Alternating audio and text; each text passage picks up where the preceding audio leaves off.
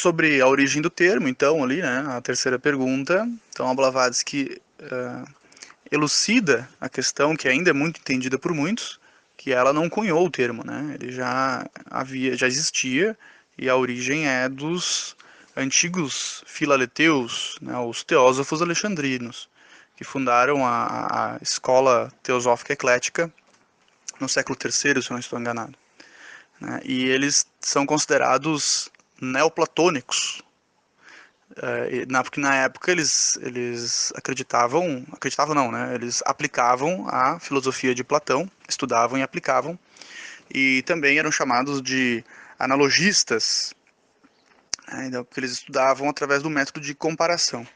É importante entender esse conceito, né? Que nessa época aí, a Alexandria era um local onde haviam pessoas de várias tradições e várias culturas. Então era natural que houvesse esse método de analogia e comparação. E o foco era a busca da verdade, né? O próprio termo filaleteu significa, né, literalmente, amante da verdade. Então eram buscadores ecléticos, embasados na filosofia de Platão, que realizavam esse método comparativo em busca da verdade. E não é nada diferente do que fazemos na sociedade teosófica, né? Eu, inclusive, já pensei várias vezes, porque a filosofia de Platão, né, acho que eu até já comentei em outros áudios, ela, diferente de Aristóteles, que rompeu com ele, né, ele acreditava no mundo das ideias, né, no mundo superior, divinos, e aqui seria só sombras desse mundo aí projetado. Então, é um conceito teosófico, né? A quarta pergunta sobre o objetivo do sistema teosófico, eu até vou ler direto do livro aqui porque está perfeito.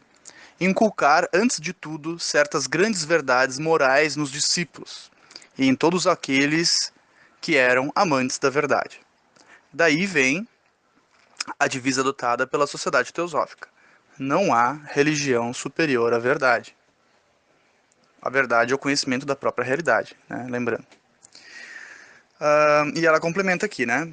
O principal objetivo que se propunha os fundadores da escola eclética teosófica era um dos três objetivos de sua sucessora moderna, né, a sociedade teosófica, ou seja, de reconciliar sobre um sistema de ética comum baseado em verdades eternas todas as religiões, seitas e nações.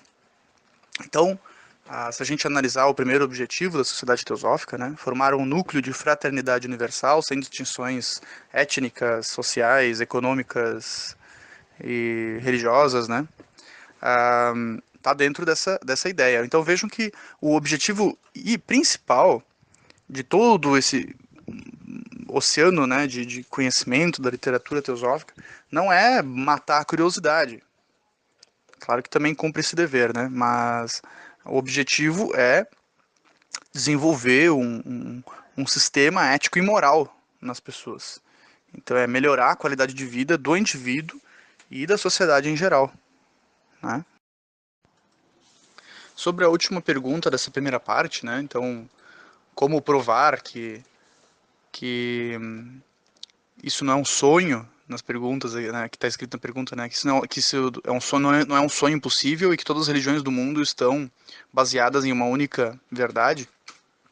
A resposta começa da seguinte maneira: seu estudo e análise comparados o demonstram, né? Então, através do método analítico e de analogia, a gente consegue perceber que todo esse emaranhado de conhecimento parece, né, vir de uma fonte comum. E esse é um outro. Eu vou fazer um comentário adicional, então, esse é um outro aspecto importante do estudo teosófico. Ele nos convida a testar por nós mesmos, né? Não nos pede para acreditar em nada. Ele nos apresenta uma série de informações, um oceano de sabedoria, como dizemos, e ele nos convida a fazer o teste por nós mesmos.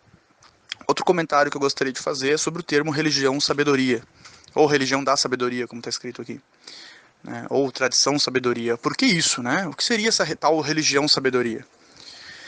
Seria uma religião, ou seja, um método de reconexão com o eu divino, o eu superior, com o sagrado, com o que é eterno, embasado na sabedoria, né? Então, Por que essa questão da verdade? Porque a gente procura o que é real, né? O problema dos outros sistemas é que eles possuem verdades parciais, né?